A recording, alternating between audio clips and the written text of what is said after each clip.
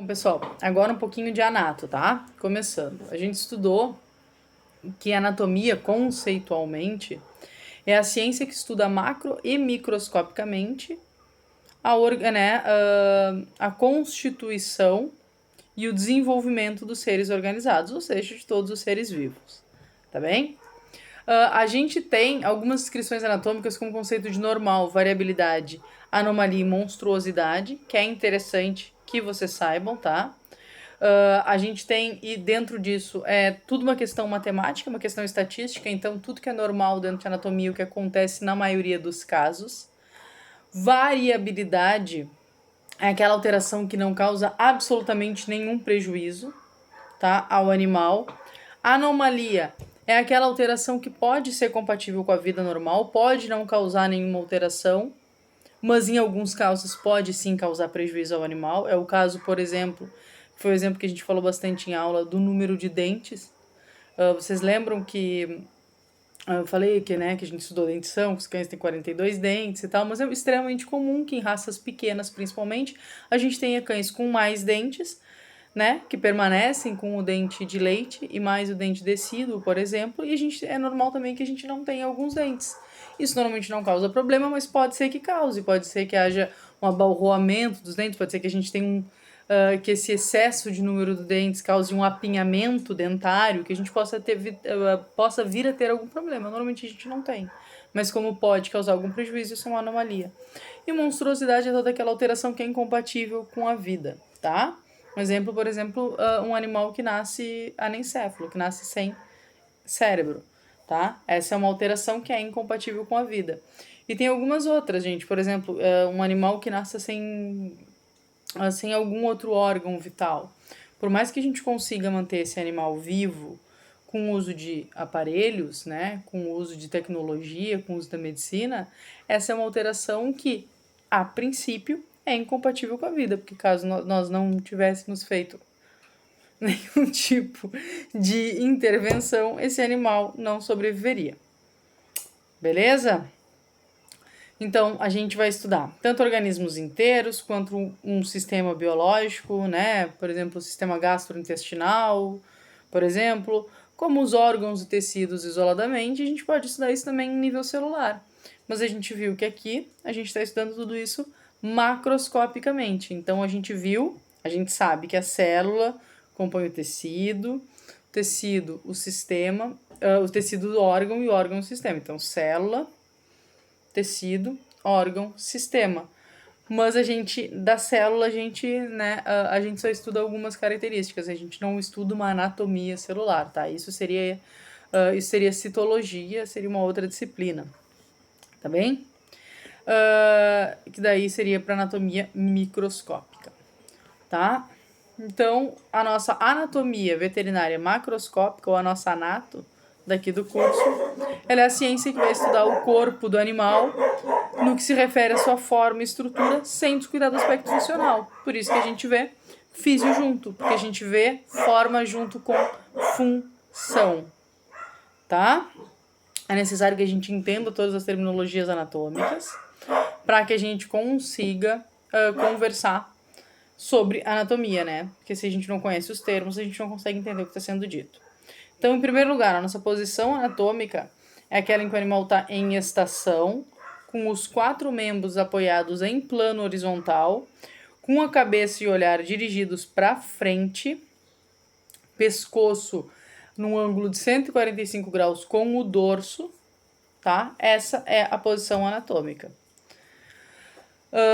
Aí, para isso, vocês precisam saber, né? Que em estação é em pé, 4 membros são as 4 patas, plano horizontal é em plano reto não inclinado, que o dorso, né? Essa parte das costas, a porção das costas que vai das cruzes, ali, né? Do encontro das duas escápulas até o coxal ali, que é o quadril, tá? E para isso, né, vocês têm que, para entender toda essa descrição que eu dei como posição anatômica, vocês já têm que conhecer esses termos que vocês já conhecem, porque a gente já viu bastante isso ao longo das nossas aulas. Tá? O corpo do animal é dividido em cabeça, pescoço, tronco, membros torácicos ou anteriores, membros pélvicos ou posteriores e cauda. Tá, aí a gente tem os nossos termos direcionais. Vamos lá. Cranial e caudal tem como ponto de referência a cabeça e a cauda. Então, quanto mais próximo da cabeça, mais cranial. Mais próximo da cauda, mais caudal, tá? Eu posso dar, por exemplo, um desenho onde eu peço para vocês identificarem, tá? Quais são as lesões mais craniais, as lesões mais caudais, tá? Eu ainda não sei, mas esse pode ser um exemplo, uma coisa que você tem que saber. Dorsal e ventral, leva em consideração o dorso, que são as costas, né? Que a gente já conversou o que são. E o ventre, que é toda a porção do peito, tá? Que na verdade é toda a porção que fica voltado para baixo. Lembrando que a gente tem um animal em plano horizontal e não em plano vertical, como a gente, tá bem? Medial e lateral leva em consideração aquela linha média imaginária, então a gente traça uma linha média aqui no animal. Quanto mais próximo dessa linha, mais medial. Quanto mais afastado dessa linha, mais lateral. Rostral a gente usa só para a cabeça, então o nosso ponto de referência é a trufa nasal, é o focinho. Quanto mais próximo dela, mais rostral. Auricular leva em consideração toda essa região da orelha. Proximal e distal a gente fala em relação aos membros, enquanto mais em direção às falanges, mais distal, quanto mais próximo do corpo, mais proximal. Então a gente usa de ponto de referência o corpo. Plantar ou dorsal, a gente vai usar então para as extremidades dos membros, né, para as patinhas. Então, porção de cima é dorsal, porção de baixo é plantar. Isso vai valer tanto para trem anterior quanto para trem posterior, tá? A gente tem também outros planos aí, metaméricos, paquiméricos, mas a gente não vai utilizar. Esses são o que vocês precisam saber. A gente tem como cavidades corporais a cavidade torácica, que está situada dentro da caixa torácica, então a gente vai ter ela delimitada pelas vértebras torácicas, lembram? Que são aquelas que têm os processos espinhosos grandes, vocês palparam no coxinha. As costelas, o externo e o diafragma. Então, aqui está a cabeça do meu animal, vértebras, tá? Externo e diafragma. E aqui fica a cavidade torácica. Eu vou ter coração e eu vou ter pulmão ali dentro. Depois eu tenho a cavidade abdominal. A cavidade abdominal ela é envolta pelo peritônio, que é uma bolsa.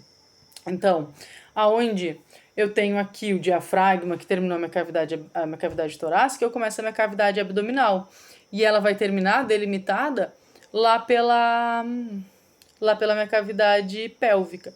Então, aqui eu tenho as vértebras, tá? Abdominais. Tenho as vértebras lombares, desculpa. Não tenho osso aqui embaixo, tá? Não tenho. É a musculatura, o músculo reto abdominal, que eu tenho aqui embaixo. Tem aqueles músculos laminares. Mas aqui, então, eu tenho vértebras. Aqui eu tenho músculo, né? Eu tenho peritônio e músculo.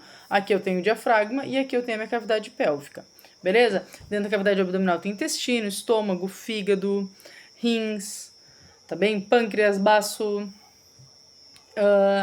A minha cavidade pélvica, ela tem limite o peritônio, então onde acaba a minha cavidade abdominal, começa a minha cavidade pélvica, tá? Em cima eu tenho o isquio, que são as últimas 3 vértebras fundidas da coluna, tá?